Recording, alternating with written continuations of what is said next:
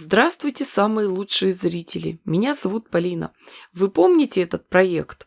Моя подписчица прислала мне ткани. Она считала, что из них сложно придумать что-то интересное и что они не сочетаются между собой. Но мы возьмем в работу бежево-коричневые и зеленые цвета. Приготовим квадраты 15 на 15 сантиметров. Разложим их по стопочкам. Зеленые, темно-коричневые, светло-бежевые и средние. Следующий этап нашей работы. Нам надо сшить блок из 4 квадратов. Как это сделать хорошо и быстро, я постоянно показываю в своих видео. Сшиваем попарно детали из первой и второй стопочки, потом сразу же присоединяем детали из третьей и четвертой. Шьем гирляндой одну деталь за другой, нитки не обрываем, никаких промежутков не делаем.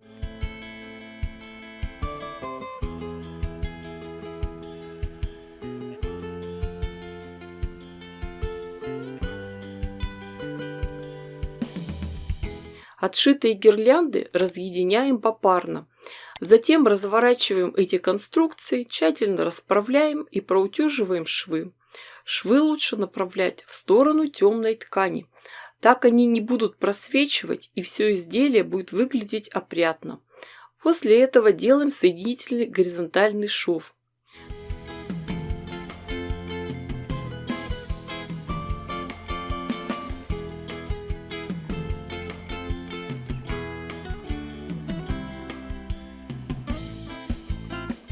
Помним про то, что работа с утюгом обязательно на каждом этапе. Все заготовки тщательно проутюживаем. На следующем этапе с помощью широкой линейки проверяем углы и проводим 2 диагонали. Затем разрезаем заготовки по нарисованным линиям. Обратите внимание, что детали получаются похожие, но не одинаковые, они зеркальные. Из этих 4 элементов получаются 2 одинаковых квадрата. И нам остается только их сшить. Будьте очень осторожны, не тяните ткани. Здесь много косых срезов. Мы все шьем профессионально, быстро, гирляндой. Нитки не обрываем.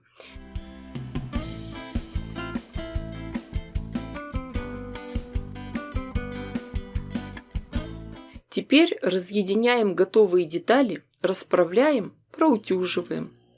Детали получились замечательные.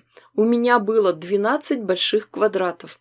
Из них мы шили 24 квадрата с блоком песочные часы. Размер одного блока 19 на 19 сантиметров. А теперь самое интересное.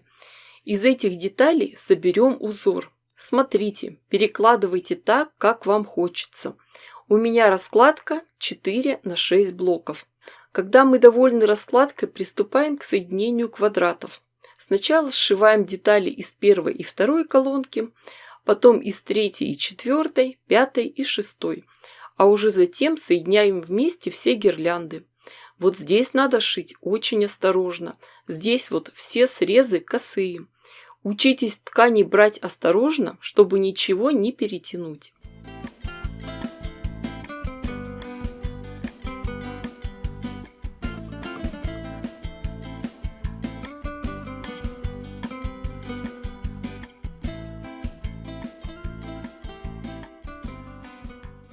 И получается у нас очень интересная конструкция.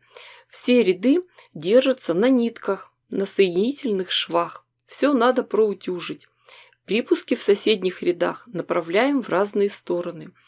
А уже после этого делаем соединительные горизонтальные швы.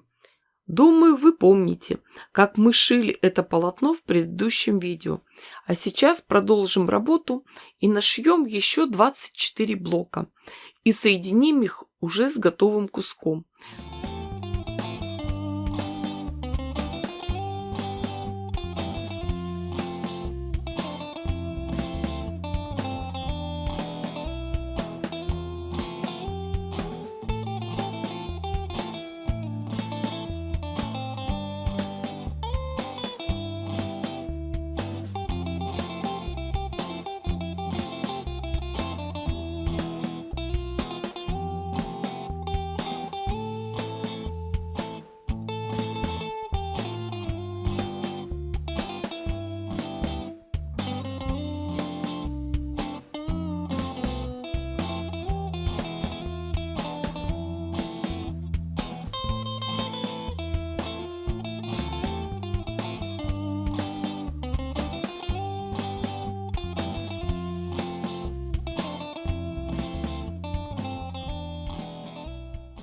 Получилось полотно размером 110 на 150 сантиметров.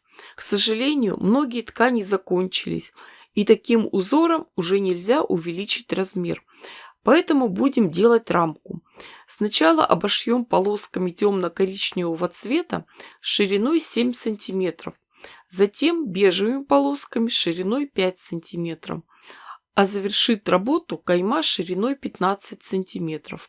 И получилось полотно размером 150 на 190 сантиметров. Ткани осталось совсем немного, только чтобы пришить окантовку.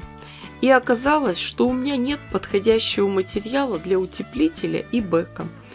Поэтому работу продолжим чуть позже. А вы время зря не теряйте, ставьте классы, пишите комментарии.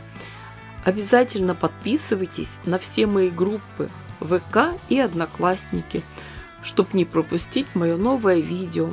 Ну и вы же понимаете, что я дала вам идею. Шейте, творите, вытворяйте. Уверена, что у вас все получится гораздо лучше, красивее и интереснее, чем у меня. С вами была Полина. Всем пока-пока и до скорых встреч!